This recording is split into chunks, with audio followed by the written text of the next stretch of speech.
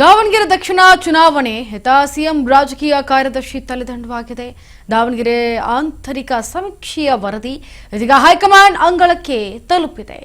AICC ಉಸ್ತುವಾರಿ ಕಾರ್ಯದರ್ಶಿ ಅಭಿಷೇಕ್ ದತ್ ನೀಡಿರುವಂತಹ ಈ ವರದಿಯನ್ನ ಹೈಕಮಾಂಡ್ ಕೈಗೆ ಸೇರಿಸ್ತಾ ಇದ್ದಂತೆ ಖಡಕ್ ಆಗಿ ಕ್ರಮವನ್ನು ತೆಗೆದುಕೊಳ್ಳಲು ಈಗ ತಯಾರಿಯನ್ನು ನಡೆಸ್ತಾ ಇದ್ದಾರೆ.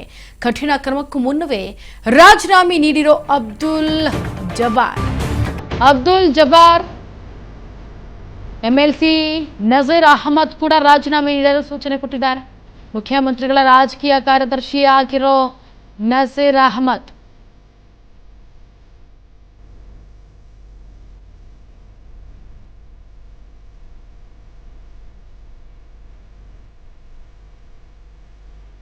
ನೋಡಿ, ಈಗ ದಾವಣಗೆರೆ ದಕ್ಷಿಣ ಉಪಚುನಾವಣೆ ಸಂಬಂಧಪಟ್ಟಂತೆ ನಿಮ್ಗೆಲ್ರಿಗೂ ಗೊತ್ತಿರೋ ಹಾಗೆ ಈಗ ಎಲೆಕ್ಷನ್ ನಡೆದಾಯ್ತು.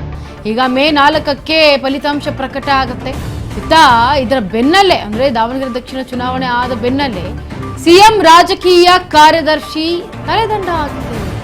ದಾವಣಗೆರೆ ಆಂತರಿಕ ಸಮೀಕ್ಷೆಯ ವರದಿ ಇದೀಗ ಹೈಕಮಾಂಡ್ ಅಂಗಳಕ್ಕೆ ತಲುಪಿದೆ. ನೋಡಿ, ಎಐಸಿಸಿ ಉಸ್ತುವಾರಿ ಕಾರ್ಯದರ್ಶಿ ಅಭಿಷೇಕ್ ದತ್ ನೀಡಿರುವಂತಹ ವರದಿ ಪ್ರಕಾರವಾಗಿ ಈಗ ಹೈಕಮಾಂಡ್ ಏನ ವರದಿಯನ್ನು ಸ್ವೀಕಾರ ಮಾಡಿತ್ತು, ಕೈಗೆ ತೆಗೆದುಕೊಂಡಿತ್ತು, ಆ ಒಂದು ವರದಿ ಹೈಕಮಾಂಡ್ ಕೈಗೆ ಸೇರ್ತಾ ಇದ್ದಂತೆ ಖಡಕ್ ಆಗಿ ಕ್ರಮವನ್ನು ತೆಗೆದುಕೊಳ್ಳಲು ಈಗ ತಯಾರಿಯನ್ನು ನಡೆಸಿದೆ.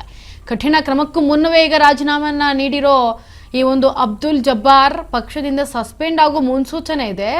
ಹಾಗಾಗಿ ರಾಜೀನಾಮೆ ನೀಡಿರೋ ಅಬ್ದುಲ್ ಜಬ್ಬಾರ್ ಏನು ಎಂಎಲ್ಸಿ ನಜೀರ್ ಅಹಮದ್ ಇದ್ದಾರೆ, ಅವರೂ ಕೂಡ ರಾಜೀನಾಮೆ ನೀಡಲು ಸೂಚನೆ ಕೊಟ್ಟಿದ್ದಾರೆ. ಮುಖ್ಯಮಂತ್ರಿಗಳ ರಾಜಕೀಯ ಕಾರ್ಯದರ್ಶಿ ಆಗಿರುವಂತಹ ನಜೀರ್ ಅಹಮದ್ ಅವ್ರದ್ದು ಕೂಡ ರಾಜೀನಾಮೆಯನ್ನು ಕೊಡಬೇಕು ಅಂತೇಳಿ ಹೇಳಿದ್ದಾರೆ. ಹಾಗಾದರೆ ಈಗ ಎಲ್ಲ ಅಂದರೆ ಏನು, ಈಗ ಈ ರೀತಿಯಾಗಿ ಪಕ್ಷದಿಂದ ಸಸ್ಪೆಂಡ್ ಆಗೋ ಮುನ್ಸೂಚನೆ ಒಂದು ಕಡೆ ಇದೆ, ಆದರೆ ಕಠಿಣ ಕ್ರಮ ತೆಗೆದುಕೊಳ್ಳೋಕ್ಕಿಂತ ಮುನ್ನವೇ ರಾಜೀನಾಮೆ ನೀಡಿರೋದು ಈಗ ಒಂದು ರೀತಿ ಅಚ್ಚರಿಯನ್ನು ಮೂಡಿಸ್ತಾ ಇರೋದು. ಈಗ ಅಬ್ದುಲ್ ಜಬ್ಬಾರ್ ರಾಜೀನಾಮೆ ನೀಡಿರೋದು, ಪಕ್ಷದಿಂದ ಸಸ್ಪೆಂಡ್ ಆಗೋ ಮುನ್ಸೂಚನೆ ಕೂಡ ಇದೆ. ಹಾಗಾಗಿ ರಾಜೀನಾಮೆ ನೀಡಿರುವಂತಹ ಅಬ್ದುಲ್ ಜಬ್ಬಾರ್ ಎಂಎಲ್ಸಿ ನಜೀರ್ ಅಹಮದ್ ಕೂಡ ರಾಜೀನಾಮೆ ನೀಡಲು ಸೂಚನೆ ಕೊಟ್ಟಿದ್ದಾರೆ. ಬೈಟ್ ಇದೆಯಾ?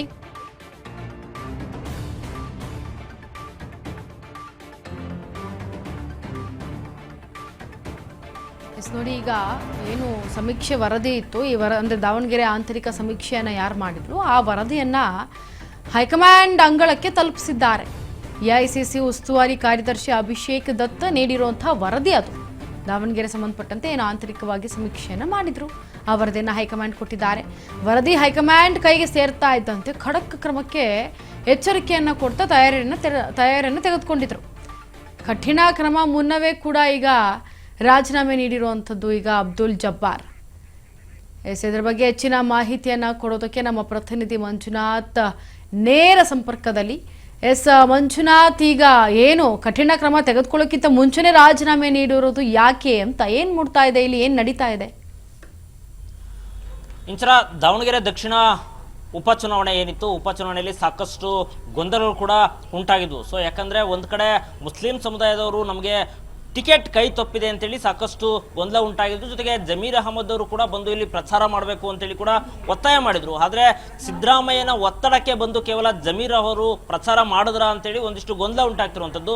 ಸೊ ಹೀಗಾಗಿ ಉಪಚುನಾವಣೆ ಇದು ಮುಗಿದ ನಂತರ ಇದೀಗ ಏನು ದೆಹಲಿಯ ಹೈಕಮಾಂಡ್ಗೆ ಈಗ ದಾವಣಗೆರೆ ದಕ್ಷಿಣದ ಉಪಚುನಾವಣೆ ಹೈಕಮಾಂಡ್ಗೆ ವರದಿ ಕೊಟ್ಟಿರುವಂಥದ್ದು, ವರದಿ ಸಲ್ಲಿಕೆ ಆಗಿದೆ. ಈಗಾಗಲೇ ಎಐಸಿಸಿ ಉಸ್ತುವಾರಿ ಕಾರ್ಯದರ್ಶಿ ಆಗಿರುವಂತಹ ಅಭಿಷೇಕ್ ದತ್ ಅವರು ಈಗಾಗಲೇ ಹೈಕಮಾಂಡ್ಗೆ ವರದಿಯನ್ನು ನೀಡಿದ್ದಾರೆ. ಸೊ ಅದರಲ್ಲಿ ಪ್ರಮುಖವಾಗಿ ಮುಂದಿನ ದಿನಗಳಲ್ಲಿ ಈಗ ಹೈಕಮಾಂಡ್ ಮತ್ತೆ ಯಾವ ರೀತಿ ಕ್ರಮ ಕೈಗೊಳ್ಳುತ್ತೋ ಅಂತೇಳಿ ಈಗಾಗಲೇ ಸಾಕಷ್ಟು ಮಂದಿಗೆ ಒಂದಿಷ್ಟು ಅಲ್ಲೇ ಭಯ ಶುರುವಾಗಿರುವಂಥದ್ದು. ಸೊ ಹೀಗಾಗಿ ಅಂದ್ರೆ ಹೈಕಮಾಂಡ್ ಮುಂದಿನ ಹೆಜ್ಜೆ ಏನಾಗಿರುತ್ತೆ ಅಂತೇಳಿ ಮುನ್ಸೂಚನೆಗೂ ಮುನ್ನ ಈಗಾಗಲೇ ಅಬ್ದುಲ್ ಜಬ್ಬಾರ್ ಅವರು ಈಗಾಗಲೇ ರಾಜೀನಾಮೆಯನ್ನ ಸಲ್ಲಿಸಿರುವಂಥದ್ದು. ಯಾಕಂದ್ರೆ ಒಂದು ವೇಳೆ ಏನಾದರೂ ಆ ಪಕ್ಷದಿಂದ ನಮ್ಮನ್ನ ಉಚ್ಚಾಟನೆ ಮಾಡಬಹುದು ಅಥವಾ ಪಕ್ಷದಿಂದ ಏನಾದರೂ ಸಸ್ಪೆಂಡ್ ಮಾಡಬಹುದು ಅನ್ನೋ ಭಯಕ್ಕೆ ಏನಾದರೂ ಈ ಮುಂದೆ ರಾಜೀನಾಮೆ ಕೊಟ್ಬಿಟ್ರ ಅಂತೇಳಿ ಕೂಡ ಒಂದಿಷ್ಟು ಚರ್ಚೆ ಆಗ್ತಿರುವಂಥದ್ದು. ಸೊ ಈಗಾಗಲೇ ಯಾವಾಗ ಆ ದಕ್ಷಿಣ ಅಂದ್ರೆ ದಾವಣಗೆರೆ ದಕ್ಷಿಣದಲ್ಲಿ ಉಪಚುನಾವಣೆ ಹೈಕಮಾಂಡ್ ಆ ವರದಿ ಬಂದಾಯ್ತು, ಸೊ ವರದಿ ಬಂದ ತಕ್ಷಣ ಈಗ ಫಸ್ಟ್ ಮುಂದಾಗಿರುವಂತದ್ದು ಅಂದ್ರೆ ಅಬ್ದುಲ್ ಜಬ್ಬಾರ್ ಅವರು ಮುಂದಾಗಿ ಫಸ್ಟ್ ರಾಜೀನಾಮೆಯನ್ನ ನೀಡಿದ್ದಾರೆ.